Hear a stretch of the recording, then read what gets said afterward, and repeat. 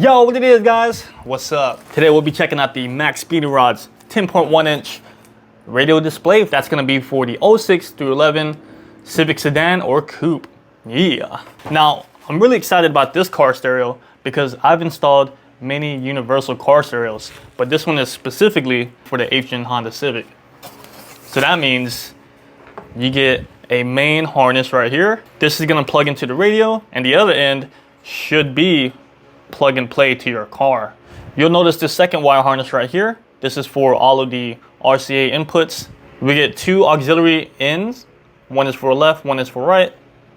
And then we get two auxiliary outs, or audio outs.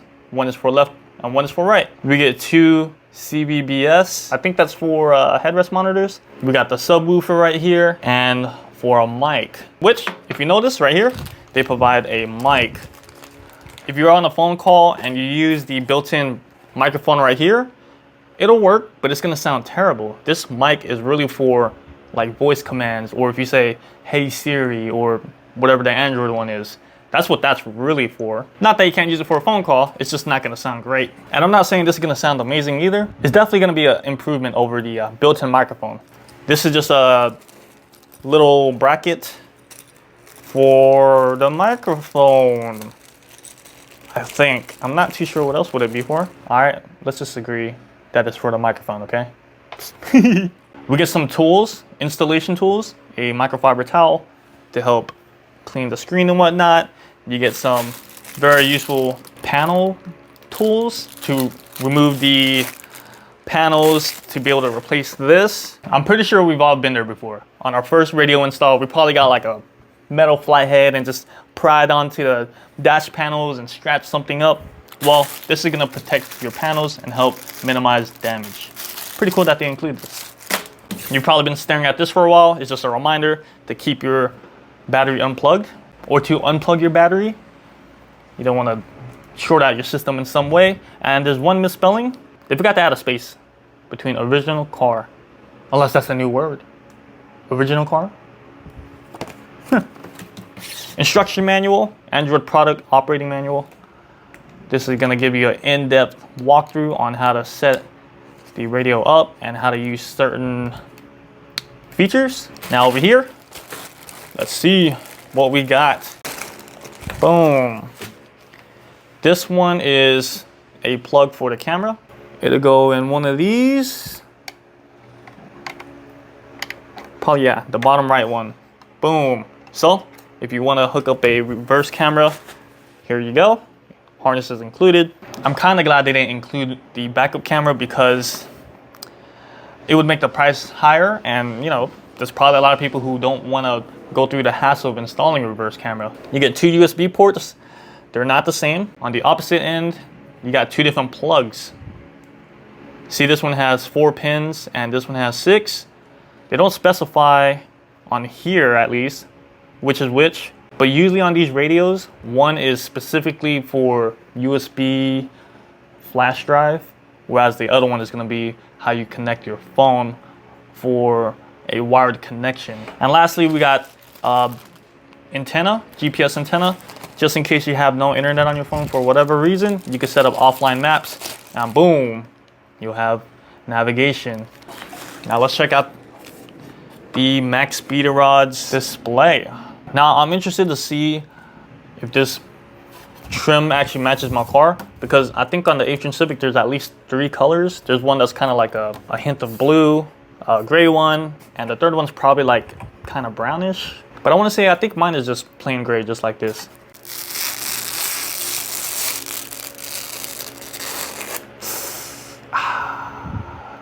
Pretty satisfying. All right, up top, get the microphone, a manual reset button, get a needle to reset the system in case it's tripping on you for whatever reason. Home button, back button, volume up and down. Let's check out the back. This is where your main car stereo harness is gonna go. You get a 10 amp fuse. These are plugs for the various accessories if you wanna hook them up. And I'm not sure what these are, 4G GPS and 4G. So maybe there's some sort of way to hook up a internet connection somehow to have its own internet. Whatever, I don't know. Well, anyways, Pretty cool that it's already assembled. You don't need to take nothing apart. You don't need no universal trim kit and have to modify it to fit the radio.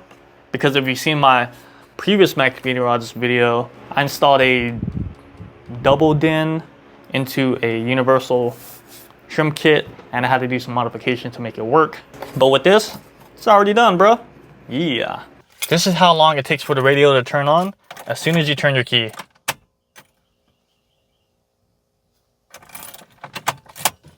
Try it again. Almost instant.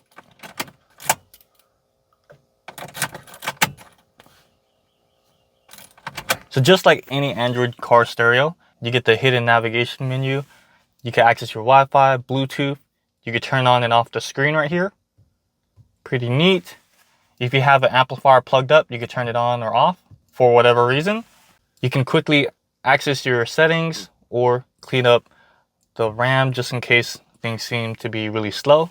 You'll notice we get a speed gauge right here. You can make this work if you hook up the GPS antenna, but in my opinion, we already have a digital gauge up here, so I don't think it's too necessary. In my experience, this is about 1 mile per hour behind than the actual sensor, which is pretty accurate considering it's just a GPS antenna. Sometimes the date and time gets out of sync. The last time I drove my Civic was yesterday, and you can see today is January 26th. This is January 25th, and it's almost 24 hours off. But as soon as you connect to Wi-Fi or to your phone's hotspot, it'll auto-update the time right there.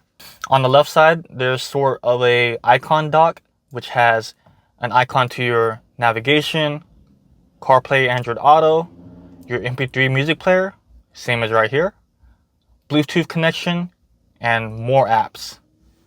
This is going to be all the apps that's preloaded, but you're not limited to just these apps. You notice we got Play Store and YouTube. In my opinion, you're not really going to use any of these. Here we go, and iGo navigation is like a Chinese version of Google Maps. It's funny to see that iGo navigation is harmful. So just to be safe, I would go ahead and uninstall it just because I trust what Google says. So now let's check out YouTube. It's pretty much YouTube on an iPad or Android tablet. Nothing special. I would suggest turning on the dark screen because the white theme is just too bright, especially at night. So you can see that YouTube works. And depending on your phone's internet connection, you know, it'll be fast or slow. Howdy guys, we are back in the garage. Sometimes this stuff right here tends to lag, but that's okay because, you know, sometimes you just want to listen to a video, not necessarily watch it. All right, so let's go and test out Apple CarPlay. In my experience, if you're connected to your phone's personal hotspot, go ahead and turn it off. For some reason, it gives me issues with connecting to my phone wirelessly. So now that we're connected via Bluetooth, we can get out of here, go over here. That's the Apple CarPlay or Android Auto icon. So first up, you're gonna see navigation. You can tap down here to change the view. It's gonna split your screen into navigation and music. If you tap it again, it'll change to all of your apps. Pretty much Apple CarPlay is going to load up all of your navigation apps, music apps, and audiobooks, and whatever type of apps that are supported on Apple CarPlay. Keep in mind that CarPlay is designed for you to interact with your phone without actually having to use your phone. But you're not able to use, you know, like streaming apps such as YouTube, Netflix, Disney Plus, and Hulu, because you're not supposed to be watching videos while driving. You'll notice that there's a slight delay. Like right now, for some reason, these apps aren't working. I believe it's because it's a wireless connection. So everything just takes a little bit longer to load. There's a little delay because, you know, because it's wireless. So you can see that music works. See, I'm on Spotify. I could change it. Not too much of a delay, honestly. You tap back here to go back to navigation. Split the screen. See, we got music. Not sure why the navigation isn't loading. Maybe because I'm using Google Maps. Maybe I should try Apple Maps. Boom. Yeah, it's probably just an issue with Google Maps for some reason. But you can see Now Apple Maps works. Okay, cool. If you want to get out of here, you can use the home button right there, or just tap this one for a car. Boom. All right, now if you're an Android user, based on these settings right here, it just says wireless CarPlay. There's no instructions for wireless Android Auto. You can see it says wired CarPlay or wired Auto. I'm thinking maybe this doesn't support wireless Android Auto. I thought I had it working once before, but maybe I never did. It's weird because under add, it says wireless and wired. Whoops. It says wireless and wired. But if you look right here, they don't even have a wireless icon for Android Auto. Music device is connected. It's not working, guys. I don't know. Maybe you'll have better luck than me, but I can't get the wireless Android Auto to work. But it's all good. I prefer the wired connection. In my opinion, I like it because it charges your phone and everything is very responsive. Just plug in your phone, do a wired connection. Look at that. Boom, okay. Now this phone doesn't have a service plan on it, so navigation isn't gonna load. And Android Auto is just like Apple CarPlay. You're gonna get the split screen with navigation and your music player. Tap down here and you'll see all the apps that are supported. You get your music app, navigation, podcasts. You can make phone calls and make text messages hands-free. And it's pretty much just a nice interface to have right here on your screen versus having your phone mounted somewhere awkwardly. Because let's say if you're using your phone with navigation, you know, this is a much smaller screen than an entire screen, you know? So remember, this car starter has two USB ports. One is for phones and the other one is for flash drives. So make sure you plug it into the right USB port. And as soon as you plug it in, you can see that the icon changed right there. We'll just go into this music player. And there we go. This is all the music that is on my flash drive. Boom. You can see all the music here. You can sort them by artists. Boom, boom, boom. I guess you can search. I'm not even sure what kind of music I have on here. Go in the folder. You could create folders on your flash drive so it'll be easier for you to find certain music. Like let's say you made a playlist or something. There you go. So let's see, we'll go back home. That should be the music player. Nope, that is the Bluetooth player. Okay. So it doesn't seem to show the album artwork because I do have album artwork on all of these. Kind of a shame. We'll go over here. Probably the equalizer. Yep. Equalizer, you get a few presets right here. I'm not sure if these are presets as well. They probably are.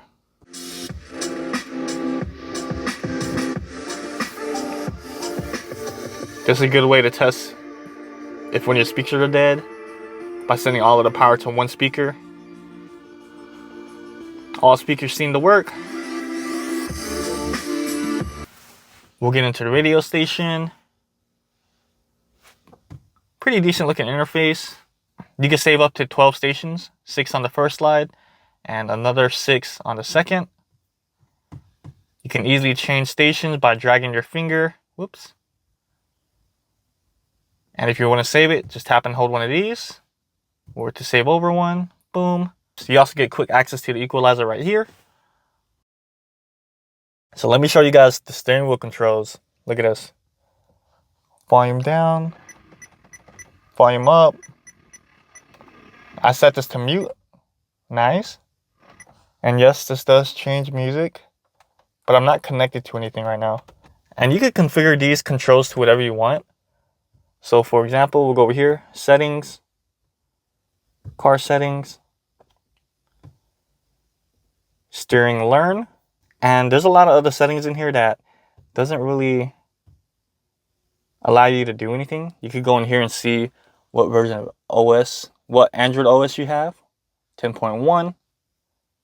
Whoops. You can see we only got 2 gigs of RAM, 32 gigs of memory. Factory settings, I think it's 8888. Okay, didn't play with this, but if you want to reboot the system, there you go. Car settings, no idea how to set that up. Android settings, nothing. Volume, nothing really there. Ooh, brightness, this is kind of cool. You get 2 brightness settings. So this is your regular brightness of the screen, right? Oh. And then this one is for when you turn on your light. So let's say I turn on my lights. Notice how the screen stays the same. But if I turn it down, see how it's dim? Turn off the light. There we go. So my lights are off, screen is bright. Lights are on, screen is dim. Pretty cool. Most car stereos can do this, but you can adjust the brightness of this setting. So you can leave it on max. That way, if you do turn on your lights, you'll still have the same brightness. But yeah, I like to keep this all the way down because at night, this screen is so big that it is pretty bright. Navigation, you could change it to whatever app you want. I set it to Google Maps just because that other one was pretty unsafe. You're most likely not going to use this if you have an iPhone or Android phone. But pretty much, it's just this icon right here, navigation. See, it'll take you to Google Maps outside of Apple CarPlay and Android Auto. GPS detection, when you plug in the GPS antenna, you're going to see all these numbers change and move as you're moving. That's how you'll know that the GPS antenna is working.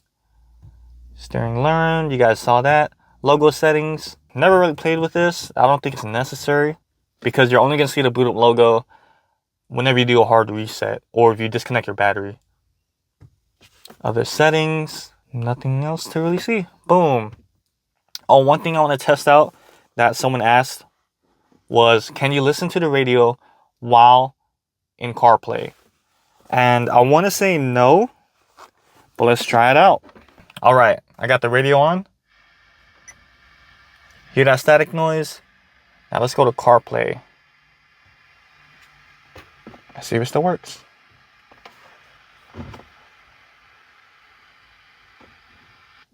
Nope. Once you're in CarPlay, the radio cuts off. So you can't use the navigation in CarPlay. And that's why it's handy to have this navigation set up. Just in case you want navigation while listening to the radio. Kind of a hassle, but it is what it is. Maybe you'll just have to download a radio app on your phone. In my honest opinion, this is a pretty nice head unit. I was kind of hesitant about how big it is, but after having it for a few months actually, I've gotten used to it and actually like it. Typically, I just use wired CarPlay. Like I said, it's really easy to just plug in my phone and everything works really fast. I like the fact that I have the maps up here instead of finding a random mount to put my phone somewhere. Because sometimes, you know, you need to use your phone for something and you just want to have your maps right there. And occasionally, sometimes on my early trips to work, you know, I just open up YouTube, put on a random video and just listen to it. So like I said, I've been running this car stereo for a few months. No complaints at all. For sure, there's some finicky things on here, like switching between your Samsung device and iPhone. But I mean, this is just some of the things that come with a budget-friendly car stereo. Honestly, I think it's pretty cool that Maxpeedingrods made a unit specifically for the 8th Gen Honda Civic and that it bolts in and comes with a plug-and-play harness.